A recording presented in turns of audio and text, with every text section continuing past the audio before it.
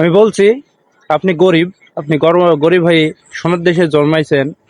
আপনি আজীবন গরিব থাকলেন, সৃষ্টি লগ্ন থেকে একবারে মাটির তলে যাওয়া পর্যন্ত।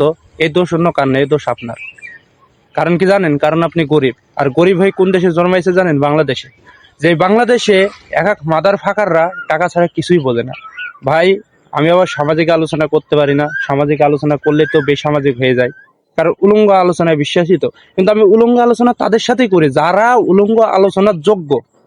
এবার কথার কথায় আসি।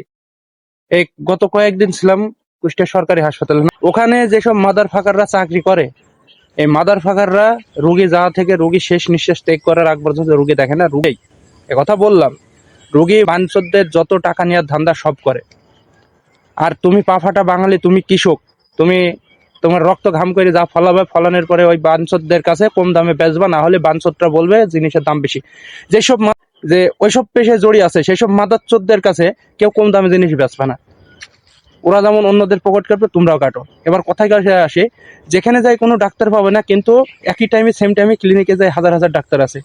এ হাতের পাঁচ আঙ্গুল যেমন এমন না, ডাক্তাররা সবাই একরকম না। তারপরও যেসব মাদকচোদরা ওই প্রকারের, আমি তাদের উদ্দেশ্যে উলঙ্গ আলোচনা করছি। সে কিছু ডিগ্রি অর্জন করে ভিজিট বাড়িয়ে দেয় ডবল, তাদের উদ্দেশ্যে উলঙ্গ আলোচনা করছি। আরে তোরা মানুষ হবি নি?